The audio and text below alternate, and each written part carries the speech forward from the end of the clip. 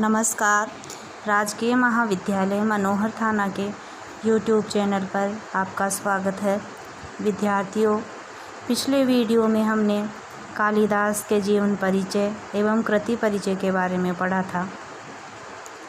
आज हम स्नातक प्रथम वर्ष के पाठ्यक्रम के अनुसार संस्कृत फर्स्ट पेपर के प्रथम इकाई रघुवंशम की द्वितीय सर्ग को पढ़ेंगे। द्वितीय सर्ग का पहला श्लोक है, अथ प्रजानामधिपै प्रभाते जाया प्रतिग्राहित गंधमाल्यां वनाय पीत प्रतिबद्ध वत्सां यशोधनो धेनुं ऋषे मुमोच। इस श्लोक के शब्दार्थ देखते हैं। अथ तदनंतर, उसके बाद, प्रजानाम अधिपय प्रजा के स्वामी, प्रभाते प्रातःकाल, जाया प्रतिग्राहित गंधमाल्याम रानी सुदक्षिणा द्वारा, जाया अर्थात पत्नी, रानी सुदक्षिणा द्वारा प्रतिग्राहित गंधमाल्याम समर्पित गंध पुष्पमाला को स्वीकार करने वाली, वनाय वन के प्रति जाने के लिए, पीत प्रतिबद्ध वत्साम पीत पी लिया है और प्रतिबद्ध वत्साम पी लिया है दूध जिस बछड़े ने और जिसको बांध दिया गया है, ऐसी बछड़े वाली माँ गाय, अर्थात दूध पी लेने के पश्चात जिसका बछड़ा अपने स्थान पर बांध दिया गया है। पूर्वं पीतः कृतदुग्धपानः अनन्तरं च प्रतिबद्धो वत्सो यस्या तथोक्तम्। यशोधनो कीर्ति रूपी धन वाला, यशः कीर्ति एव धनम द्रव्यम यस्य सह, धेनुम गाय को, ऋषे मुनि वशिष्ठ की, मुमोच छोड़ा। इस प्रकार से इस श्लोक का अन्वय होगा। अथ यशोधन प्रजानाम अधिपै प्रभाते जाया प्रतिग्राहित गंधमाल्यां पीत प्रतिबद्ध वत्सां ऋषे धेनुं वनाय मुमोच। ये श्लोक किस प्रसंग में है वो देखते हैं। ये श्लोक कवि कुलगुरु कालिदास विरचित रघुवंश महाकाव्य के द्वितीय सर्ग के प्रारंभ का है। 19 सर्गों वाले इस महाकाव्य के प्रस्तुत सर्ग का नाम है नंदिनी वर प्रदान। रघुवंश महाकाव्य में सूर्यवंशी राजाओं का चरित्र वर्णित है। अयोध्या का राजा दिलीप एक आदर्श राजा है, परंतु अपनी संतानहीनता के कारण दुखी है। द्वितीय सर्ग में दिलीप द्वारा कामधेनु की पुत्री नंदिनी की सेवा तथा उससे पुत्र प्राप्ति के वरदान प्राप्त करने का चित्रण है। राजा अपनी पत्नी के साथ कुलगुरु वशिष्ठ के तपोवन में जाता है और नंदिनी की सेवा में दत्तचित्त हो जाता है। इसी का यहाँ वर्णन किया जा रहा है। इस श्लोक का हिंदी अर्थ इस प्रकार से हुआ। इसके बाद यशस्वी राजा दिलीप ने प्रातः होने पर नंदिनी के बछड़े को दूध पिलाने के बाद खूंटे से बांध दिया और फिर रानी सुदक्षिणा द्वारा चंदन व पुष्पमाला से अर्चित उस नंदिनी नामक धेनु को वन में स्वच्छंद विचरण करने के लिए छोड़ दिया।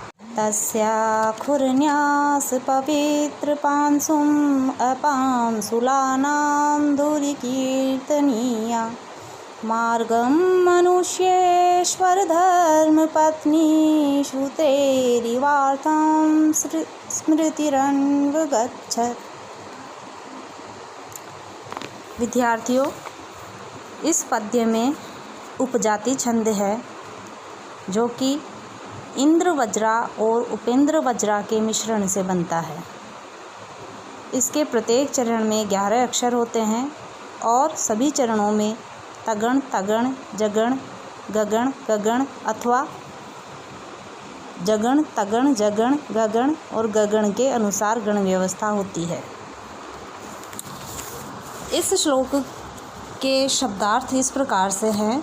तस्या उस नंदिनी के, खुर न्यास पवित्र पांसुम, खुर रखने के कारण, न्यास मतलब रखने के कारण, खुर न्यास खुर रखने के कारण पवित्र, पवित्र हुए धूलि से युक्त।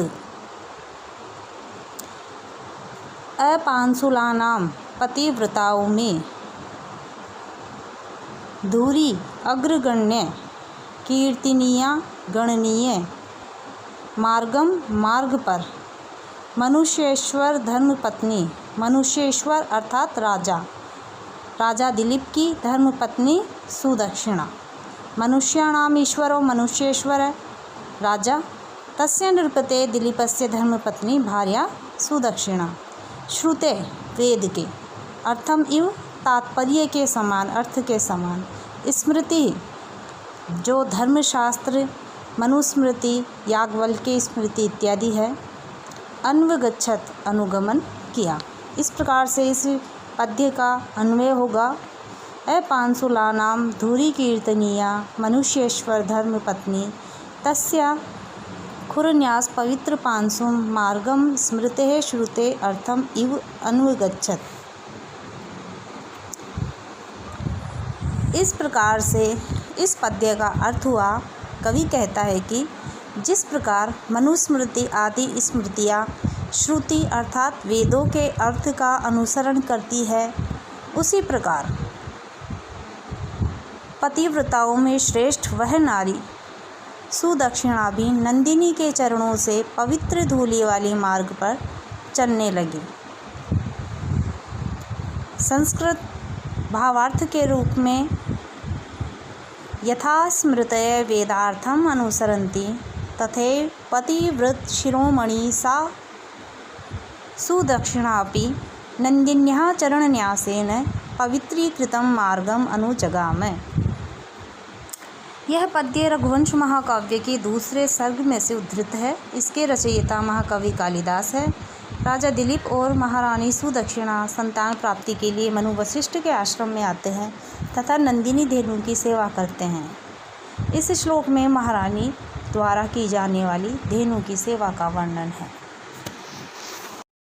निवर्त्य राजा दयिता दयालु तां सौरभीं सुरभि यशोभि पयोधरीभूत चतुसमुद्रां जुगोप गौरूपधरामिवोर्भिम्।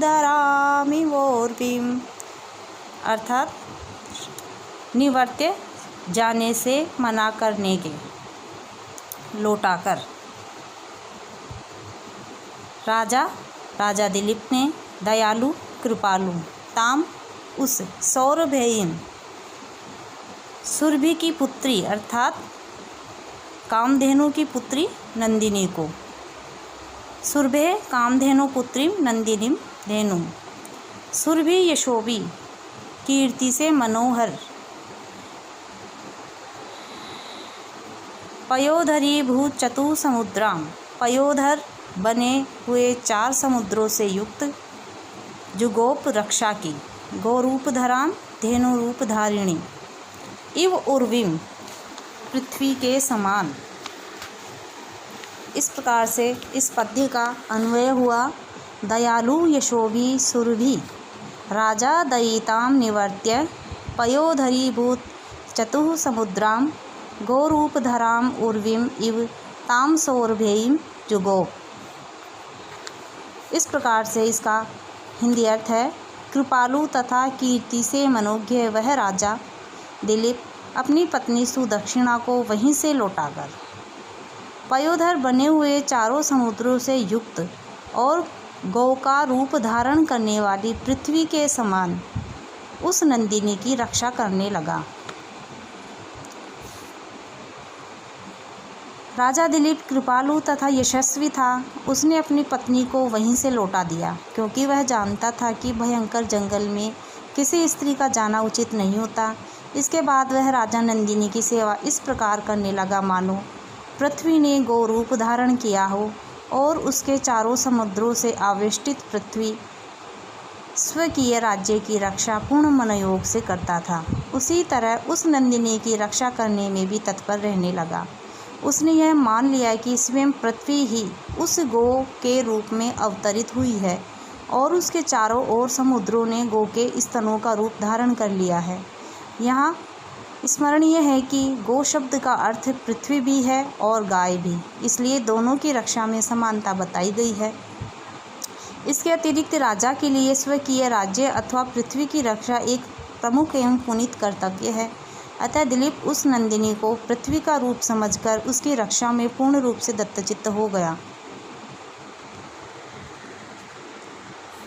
स भूपति दिलीपः स्वकीयां पत्नीम् आश्रमं निर्वर्त्य गोरूपधारिणीं पृथ्वीम् इव तां व्रतायतेनानुचरेण धेनो न्यषेधिशेषोऽप्यनुयायी वर्गः न चान्यस्तस्य शरीररक्षा स्ववीर्यगुप्ता हि मनो प्रसूतिः।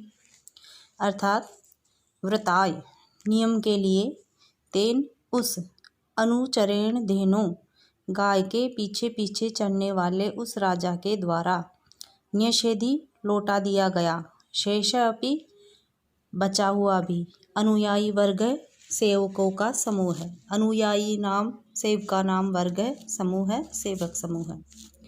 न नहीं, च और, अन्यत दूसरे पुरुष से या दूसरे निमित्त से, तस्य उसकी, राजा दिलीप की, शरीर रक्षा देह का पालन, शरीर की रक्षा, स्ववीर्य गुप्ता अपने पराक्रम से रक्षा करने वाले, स्वस्य निजस्य वीर्यम पराक्रम है, तेन गुप्ता रक्षिता, स्ववीर्य अर्थात अपना, पराक्रम, गुप्ता मतलब रक्षिता अपने ही पराक्रम से सुरक्षित, ही क्योंकि, मनो वेवस्वत मनु की, प्रसूति संतान वंशज।